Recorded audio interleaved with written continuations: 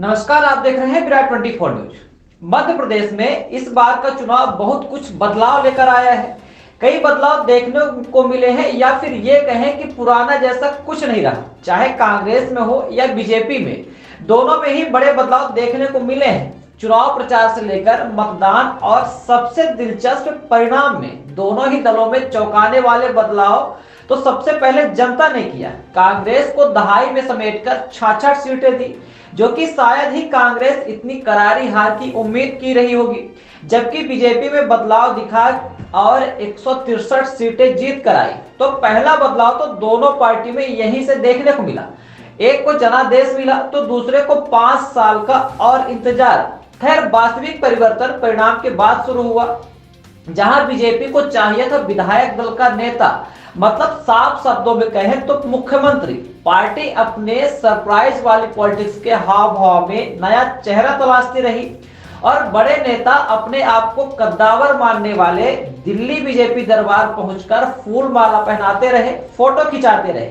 शिवराज तो निकल पड़े थे मोदी को 29 कमल की जीत वाली माला डाले, मतलब मध्य प्रदेश की आने वाली 29 सीटों पर दम लगाने निकल पड़े थे। लेकिन सबकी दावेदारी धरी रह गई और पीछे की पंक्ति में बैठे मोहन यादव मुख्यमंत्री की मलाई मार ले गए। यही है बीजेपी की सरप्राइज पॉलिटिक्स। जातिगत समीकरण साधे गए, 2 उप मुख्यमंत्री तैनात किए गए, राजेंद्र शुक्ला और जगदीश देवड़ा। बड़ा परिवर्तन हुआ बीजेपी में। खैर, ऐसा ही बदलाव हुआ कांग्रेस में भी। बदलाव देखने को मिला। नेता प्रतिपक्ष के रूप में उमंग सिंघार बने। उमंग को पार्टी ने विधायक दल का नेता बनाया। इसके साथ ही कांग्रेस में एक बड़ा बदलाव और हुआ, जिसके अंदर ही अंदर कार्यकर्ताओं को दरकरार थी। भले ही यह टीस बाहर नहीं आती रही, लेकिन जिस तरह बदलाव की जरूरत थी कांग्रेस को मिल गई अपने नए प्रदेश अध्यक्ष जीतू पटवारी के रूप में। पटवारी को मध्य प्रदेश का हल्का सौंप दिया गया, जिसकी सबसे बड़ी नापजोक पटवारी के लिए होगी गुटबाजी और अंदरूनी कलह। खैर, बात कर रहे थे बदलाव की, तो दोनों दलों में बदलाव हुए। जहां शिवराज सिंह मुख्यमंत्री से पूर्व मुख्यमंत्री और विधायक बन गए। कुछ विधानसभा अध्यक्ष से पूर्व विधानसभा अध्यक्ष हो गए। ये ऐसे पद होते हैं जिन्हें पाने के बाद विधायकों की कतार में बैठने में कैसा महसूस होता होगा। मतलब जो विधायक पहले सदन में जिसे संबोधित करते थे, संबोधित करके अपनी बात रखते थे, वही मान्यवर अब विधायकों की कतार में बैठेंगे, मतलब फील गुड नहीं कर पाएंगे। 16वीं विधानसभा में कुछ ऐसे ही विधायक हैं जिनमें से पूर्व विधानसभा अध्यक्ष, जो कि 15वीं विधानसभा में अध्यक्ष थे, गिरीश गौतम। लेकिन पार्टी ने इस बार नरेंद्र सिंह तोमर को विधानसभा अध्यक्ष रूप में नियुक्त किया है। अब ऐसे में वह विधानसभा में, जो कि सदन के सभापति की आसंदी में नहीं बैठ पाएंगे और सामान्य विधायकों की कतार में गिरीश गौतम बैठेंगे।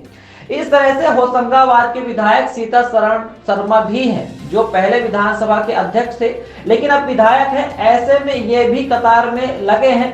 इस बार सदन में बड़े परिवर्तन देखने को मिले हैं और सबसे बड़ा बदलाव तो सदन में 2 पूर्व मुख्यमंत्री भी हैं, शिवराज सिंह और कमलनाथ। जहां इस बार इनके बैठने के क्रम में भी परिवर्तन हुआ है। जहां आगे अब सीएम डॉक्टर मोहन यादव के बाद दोनों उप मुख्यमंत्री, उसके बाद शिवराज सिंह दूसरी तरफ, तो वहीं विपक्ष में पहले नेता प्रतिपक्ष उमंग सिंघार के बाद कमलनाथ। मतलब इस बार 2 पूर्व विधानसभा अध्यक्ष हैं, जबकि 2 ही पूर्व मुख्यमंत्री भी सदन में। हालांकि लोकसभा चुनाव के समय कमलनाथ और शिवराज सिंह दोनों की कैद में जाने की अटकलें हैं।